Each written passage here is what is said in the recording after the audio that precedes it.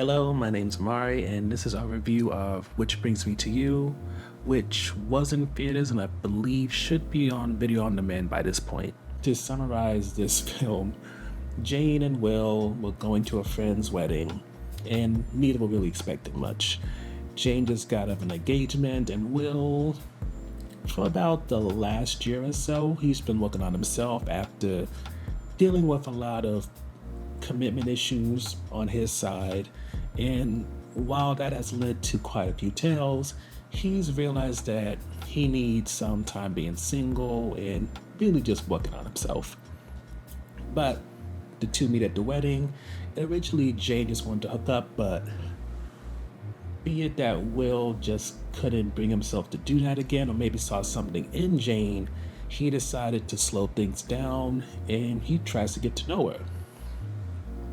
Jane wasn't for this. She just wanted to hook up, maybe get over an old person by getting under a new one. You know, the old way of doing things. And because of that, she is ready to just leave the situation and clean her hands of it. But because Will decides to pursue her and not just be transparent but vulnerable and create a safe space for them to both talk about how they ended up at this wedding, especially regarding their past relationships. While she's kind of weirded out at first, eventually she opens up and the two realize that for a long time they've been holding a lot of judgment in their baggage regarding their past relationships, especially judgment of themselves, and getting to open up to another person and not having to pay them in a therapy sense, but having somebody who voluntarily would listen, move past judgment, not only seek to understand, but also potentially love them despite their failings. It might be what they have longed for and needed. And that's pretty much it. So, one notable highlight of this movie is that when it comes to both Will and also Jane, they really do touch on who their exes are and really run down their resumes. And I would say they even take it to the point where you can get really invested in their exes. Like whether it's Will's ex, who is named Eve, who was this old woman he met in college, or Jane's relationship with this man named Elton, who is very much into grandeur expressions of love. There is a real amount of writing put into this film so you can get invested into each relationship. Yet, even with how much time and effort is put into them, at the same time, you never lose the idea that Will and Jane definitely are meant for each other in some way. And I would contribute that to just getting into the second highlight, the fact that when it comes to the banter and chemistry, it's not just in what you see between Jane and Will when it comes to the exes, but also Jane and Will when it comes to what they have together.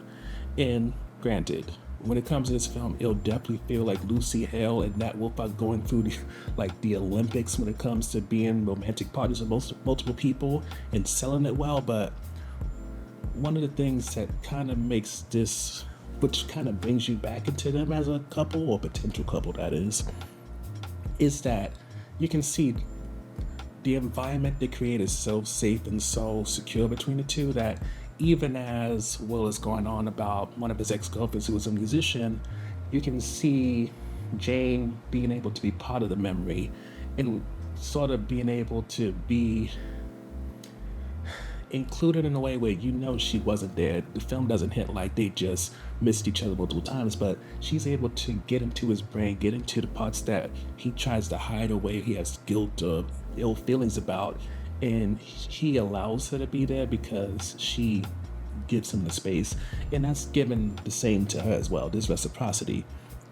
And I guess the best way to put it would be there's a sort of intimacy allowed when it comes to this movie that makes it so that even when the topic is uncomfortable or challenging, you can see that because of the relationship they're building, the love both of them perhaps yearn for, even though they both had many issues of getting to this point, you can see that with every passing ex that they've been learning, and now that they're with each other, this may perhaps be the person who is not another lesson or someone that's going to add on to their baggage or someone they're going to add baggage to, but instead be the person who they can finally unpack, organize what they need to keep in terms of the life lessons, and finally throw away the stuff that will not do them well in terms of maintaining a relationship going forward.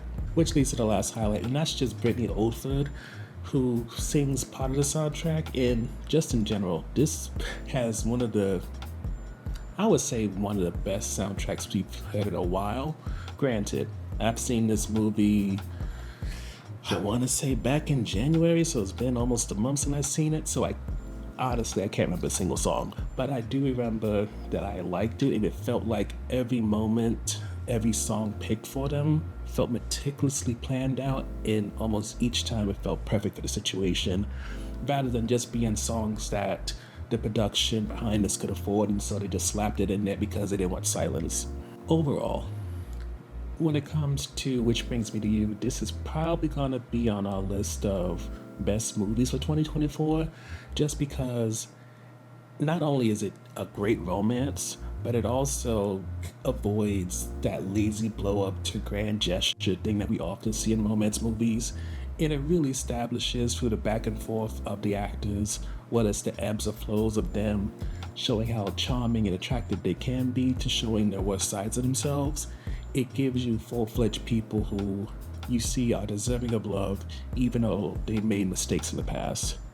And ultimately, I just think that it really makes it clear that when it comes to life and dating, there really aren't any villains. It's just a lot of people who are learning as they go. And in the pursuit of what they yearn for, unfortunately, mistakes are made. But eventually, everyone deserves to find their person.